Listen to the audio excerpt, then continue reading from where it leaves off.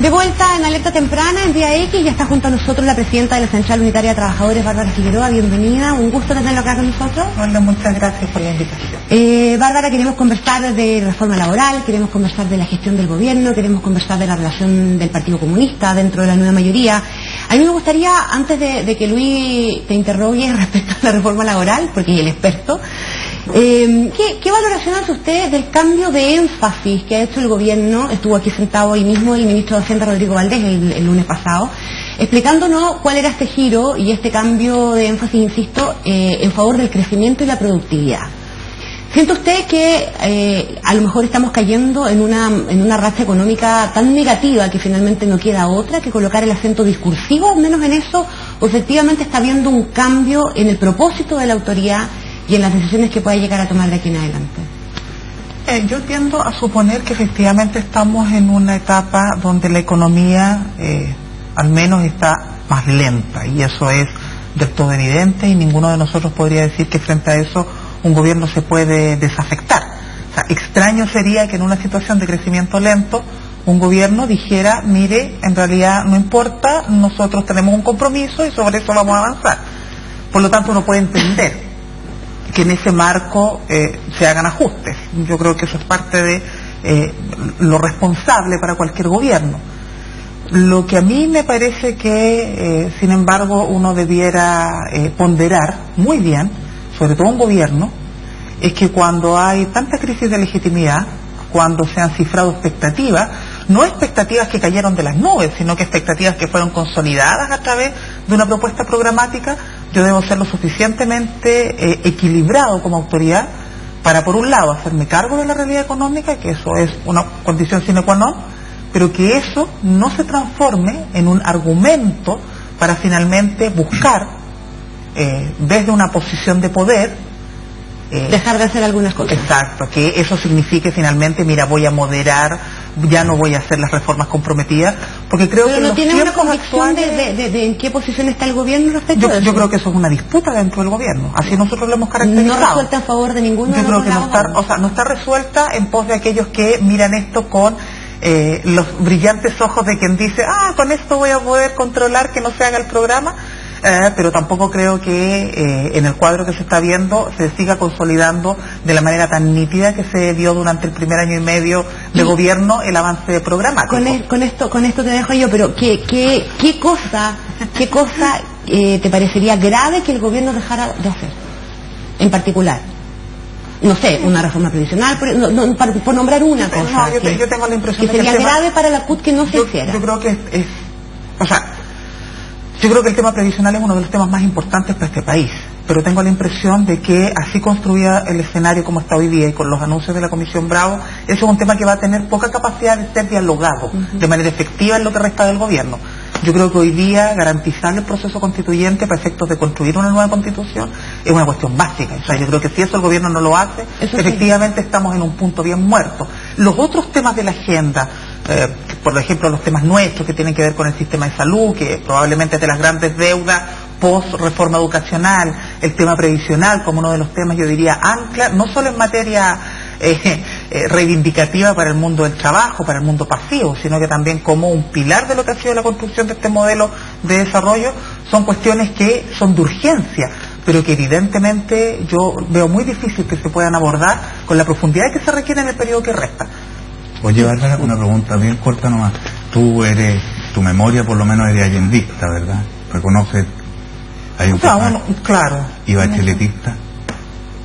Es que, mira, ni mi catálogo de allendista, ni mi catálogo de... O sea, es como, a ver, si uno tuviera que definirse por una cuestión de, digamos, de formación, yo podría decir que soy más bien marxista, O sea, más bien me represento con una corriente de pensamiento que con un sujeto.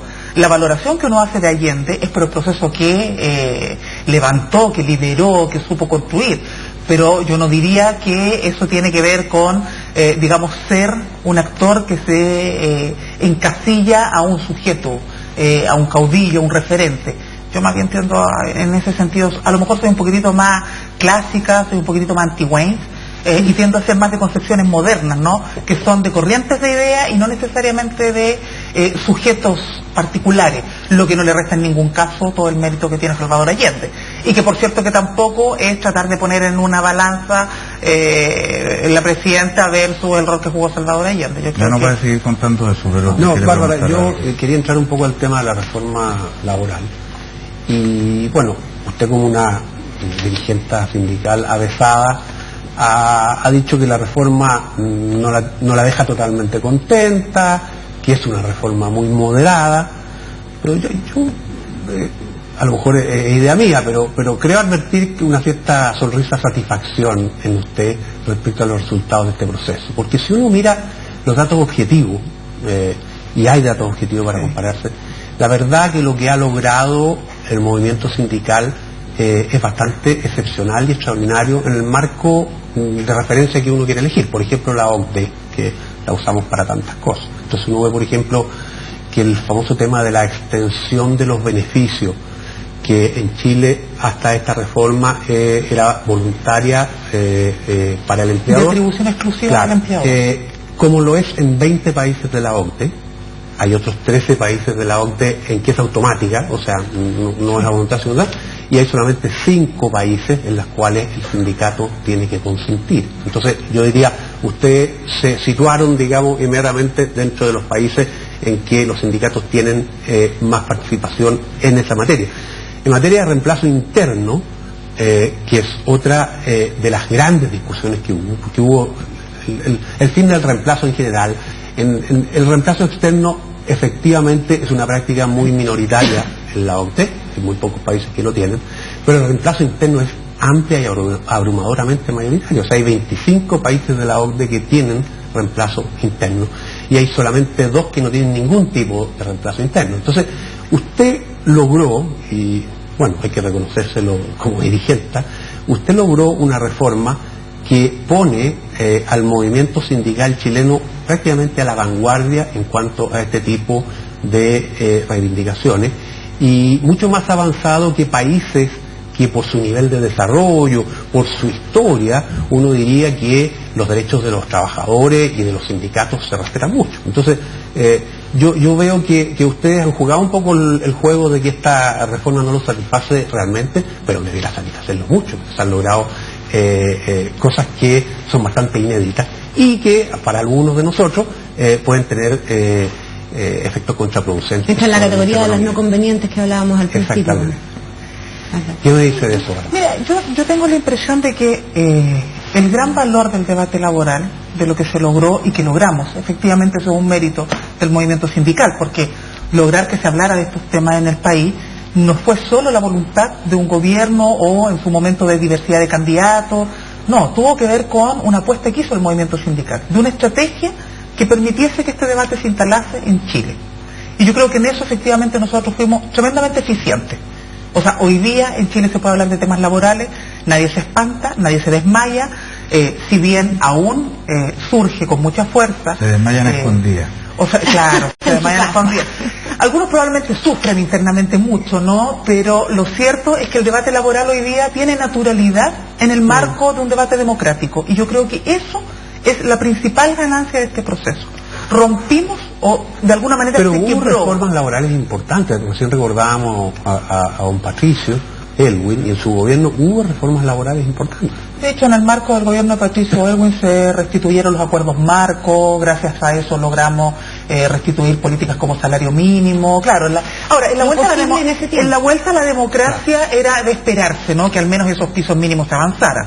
También quedamos al debe en otras materias. Si uno revisa el programa de la concertación en esos años, establecía la negociación ramal, establecía la negociación por confederación-federación como negociación obligatoria y establecía un mecanismo para que, de no llegarse a acuerdo en el nivel mayor, eso pudiese bajar luego a nivel de empresa, del sindicato de empresa. Entonces, hay de luces y sombras en estos debates, eso es lo que estoy tratando de decir. Ahora, estamos haciendo este debate hoy día partiendo de un retroceso bien importante en Chile. O sea, lo que nosotros hoy día logramos consagrar, los mínimos que logramos consagrar, tienen que ver con mínimos civilizatorios. A eso nos referimos nosotros cuando decimos en esto no está resuelta toda la demanda del mundo sindical, por dos cuestiones fundamentales. Una por una cuestión de tiempo. Obviamente que lo que nosotros demandamos, que es una nueva institucionalidad laboral, requiere mucho más tiempo que un periodo de gobierno. Entonces, obviamente, siempre la aspiración del movimiento sindical, que trasciende los gobiernos, va a ser mucho más avanzada que lo que una autoridad puede hacer en el periodo de su legislatura. Pero además de ese factor, tú tienes el elemento de que en Chile, estos debates eran debates muy complejos, que siempre topaban con la piedra, y lo recordará muy bien hoy día el actual presidente de la Cámara de Diputados, Palto Andrade, cuando fue ministro, que se trató de hacer un esfuerzo de una reforma avanzada y no se pudo concretar porque la piedra de tope fue las condiciones económicas. Una última cuestión que quiero preguntarle, Bárbara, porque creo que usted equipara el discurso de lo que son las reivindicaciones sindicales con las reivindicaciones de los trabajadores. Está bien, es su pega, usted es una representante sindical.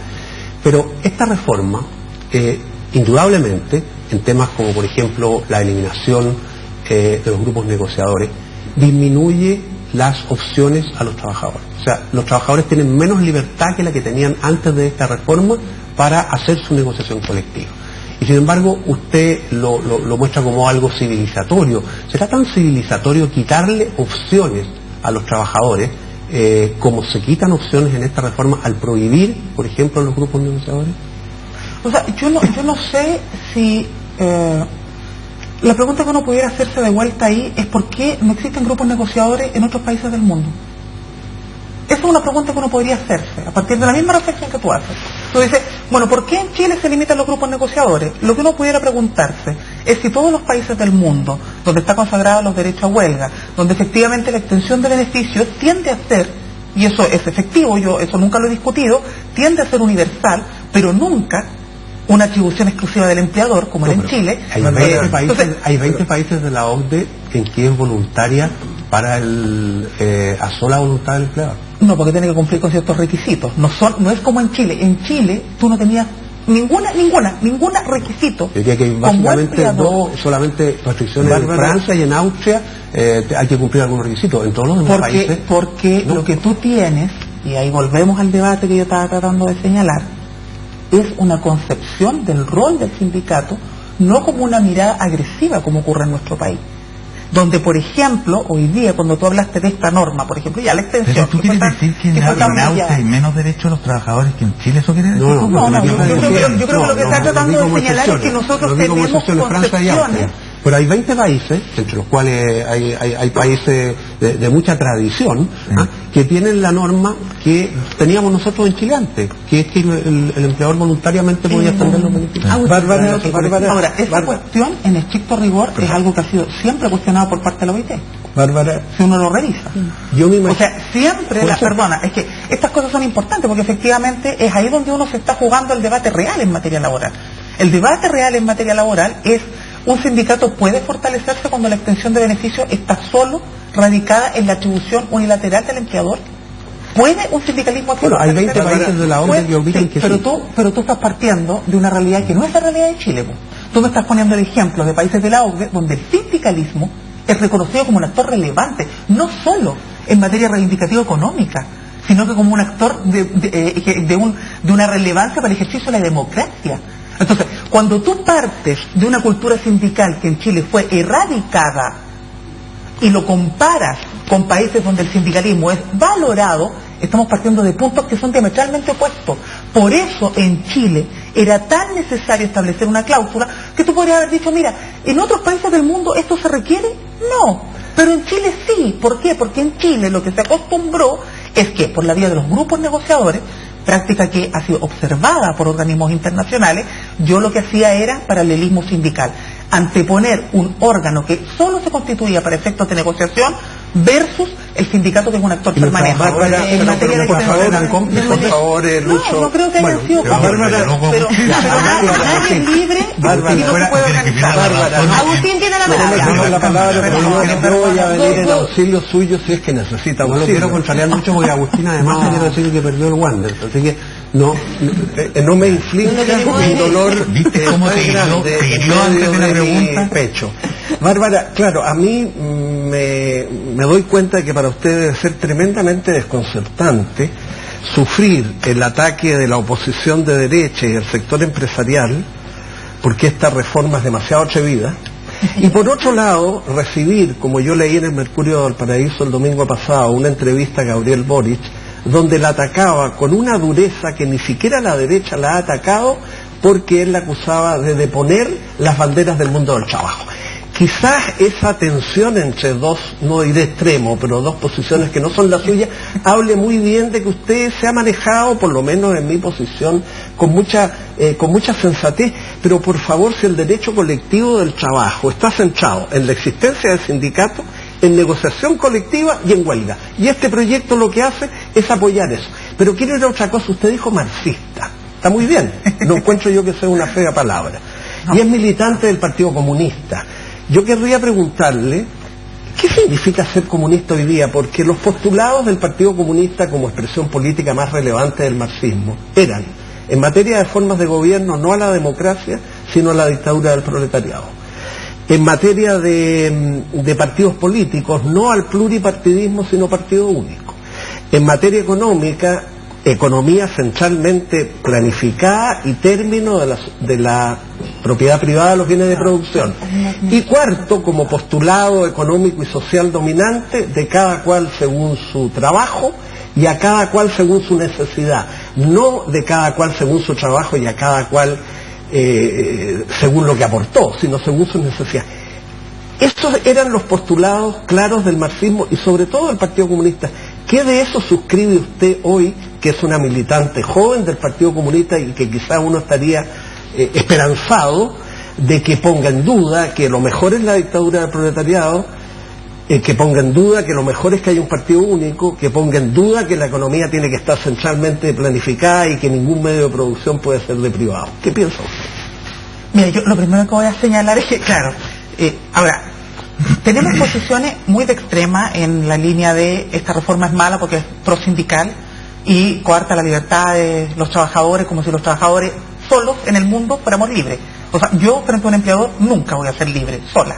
Para eso existe la organización sindical, para que yo pueda, en el marco de derechos colectivos, tener un poquito más de equilibrio. Si no, lo otro, digamos, es comprarnos un cuento que no es. Digamos, podemos discutirlo, pero yo, frente a mi empleador, no soy igual, individualmente. Por eso me tengo que organizar. Entonces, claro, hay uno dice, ya, y que hay un debate. Y claro, hay otros extremos. Yo soy súper, y en eso he sido súper clara siempre, yo soy súper respetuosa de todas las posiciones.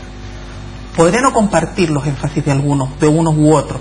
Me parece que es una mala estrategia para algunos sectores creer que el ataque personal es lo que marca el debate. Yo creo que ahí nos perdemos absolutamente del contexto en el que estamos haciendo el debate de reforma. Eso es como respuesta a lo de Boris. Entonces creo que eso, en todo caso, no implica, ni va a implicar nunca, que uno trata de hacer un camino intermedio. O sea, lo que nosotros hicimos, lo hicimos con la convicción de que estábamos haciendo lo correcto, pese a las críticas, digamos. Y no se trata de, yo me voy a poner en el medio para ver cómo surfeo mejor esta ola. No, se trata de que en esto, y yo creo que eso es algo que la política en estos tiempos tiene que discutir, requiere estos tiempos políticos no solo ser muy osado y avesado en los planteamientos, requiere por sobre todo valentía para sostenerlo, porque es bien fácil que cuando tú das un paso y del frente te critican, uno diga, bueno, de pronto, debiera entonces no hacer esto o no decir esto, y yo creo que ahí hay algo que yo valoro mucho de ¿Qué es lo que Bárbara hace nuestra conducción. Pero, nosotros hemos sido muy valientes en defender lo que tenemos que defender y criticar aquello que nos parece que es criticable. Retomemos, yo quiero retomar la pregunta, Agustín, de manera un poco más concreta. ¿Qué es ser comunista hoy día? Y la pregunta es con el máximo interés, porque existió un tiempo donde había una Unión Soviética, prácticamente 2/3 de la humanidad, la mitad de Europa eran comunistas. Esto el año 89 cayó y hoy día estamos viviendo. La pregunta es con mucho interés, además, no es la pregunta de unos come comunistas, todo lo contrario. Es una pregunta de buena fe. Es una pregunta de buena fe. Es una pregunta de buena fe. Y es la respuesta con la que cerramos el bloque. Cuba está conversando con los Estados Unidos. ¿Qué es ser comunista hoy día? Sí, es que mira, sobre eso hay que ser súper. Yo tiendo a. Digamos, la mejor de las intenciones, siempre a señalar algo. Cuando uno se declara marxista, tiene que ser capaz de entender que hay principios, por cierto, que uno trata de considerar o establecer como principios básicos y fundamentales hacia los cuales avanzar, pero hay algo que nunca puede olvidar, y eso en el caso nuestro también tiene que ver mucho con la formación leninista, y es que para que esos anhelos se cumplan, yo debo hacerme cargo de la historia del tiempo y de la historia que tengo y de la realidad que tengo. ¿Tú seguirías queriendo lo mismo que hace 40 años atrás? No, pues precisamente por eso. Okay. Porque cuando tú no miras los procesos y crees que todo pasa como en la metafísica por arriba de cualquier condición objetiva y concreta, no te estás haciendo cargo de que la historia y el ejercicio de la política, que es la disputa de poder, tiene que ver también con esas condiciones objetivas que se van construyendo. Entonces, es un poquitito, a mí me resulta complejo decir, mira, los comunistas entonces quieren partido único porque eso es Cuba. Lo que pasa es que si uno mira la realidad del Partido Comunista de Chile, en la realidad de este Chile, integrado la nueva mayoría, de este Chile que ha tenido una historia como la que ha tenido, con golpes de Estado que no solamente se ejecutaron en el marco del golpe de Pinochet, sino que también ha tenido una historia dolorosa en otros momentos. Si uno mira en esa realidad, en ese contexto, con un partido comunista que tiene más de 100 años de historia, ¿ha sido alguna vez un partido golpista? No, por eso, por eso, espérate, entonces, mi pregunta, por eso es que mi pregunta va en el terreno de los deseos, no de las posibilidades de la realidad. Tú sigues queriendo. Es que ahí yo vuelvo a lo mismo, po. Yo puedo desear muchas cosas. Yo puedo desear Chile socialista mañana. ¿Lo deseas? ¿Desearías tú que yo desearía si fuera igualdad. posible? Yo gustaría que los medios de producción... y no sé por qué no podemos conseguir. ¿Me entendí? O sea, porque ahí me hago cargo de las condiciones objetivas. Pero lo que yo sí tengo súper claro, si tú me preguntas, bueno, ¿qué es ser comunista hoy día en Chile? Nosotros venimos saliendo de Congreso hace 2 semanas.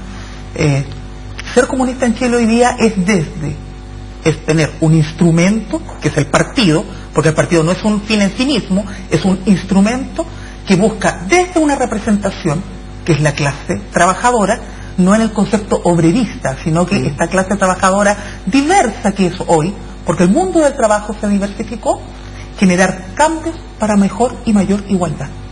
Eso es ser comunista hoy día. Y eso no tiene nada... Como socialdemócrata. Y eso no tiene nada... Un demócrata cristiano que puede tener un porque los demócratas...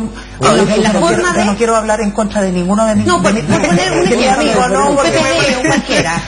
O sea, por ejemplo, lo que caracteriza mucho al Partido Comunista es su concepción de clase. Y ojo, y eso fue parte de un debate que nosotros tuvimos en el Congreso, no es solo hablar del trabajador o la trabajadora, no es solo decir yo represento el interés del trabajador, no es solo eso. En eso podemos coincidir con el Partido Socialista, pero lo que para nosotros hace un adicional es que eso es a través de organización. Propiedad colectiva. Eso es clase. Bárbara, propiedad... Eso es sentido de clase. Pero... Lo otro es decir, es ponerse en un espíritu, es ponerse en un espíritu de suficiencia, donde yo digo, yo, Sabiondo, partido político, tengo la capacidad de leer lo que quiere el trabajador de a pie y yo lo voy a representar. No, nosotros decimos, esta clase que se organiza y que se constituye desde ahí como clase, tiene la posibilidad, con este instrumento de la mano, de lograr mejores condiciones. Eso es lo que caracteriza al Partido Comunista hoy. Eso tiene que ver con la caricatura de que nosotros queremos una economía centralizada y estatal plena. No, porque eso es parte de un debate que además en nuestro país no está resuelto, que probablemente, yo espero, se abra, ¿no? Es un debate que debiera abrirse, pero donde nosotros también hemos dicho en ese marco hay que pensar en economías mixtas. Lo que sí uno no puede suponer es que el Estado no va a jugar ningún rol, no solamente en políticas sociales, sino que económicas. Es creer en un sistema democrático donde, así como se busca la regulación y la transparencia, también se permita la vida orgánica de los partidos como a ellos les parezca, y no con la imposición de que si no te organizas como a mí me gusta, yo no te doy plata. O sea, tiene que ver con todas esas complejidades del tiempo actual, pero que en lo esencial tiene que ver con el sentido de clase. No quiero dejarte con la parte, pero lamentablemente aquí cuando hay que ser comerciales, hay que irse comerciales. No me imagino. Un millón de gracias, Bárbara. Muchas gracias por venir a conversar con nosotros. Muchas gracias a ustedes. Vamos a una pequeña tanda y volvemos al último bloque.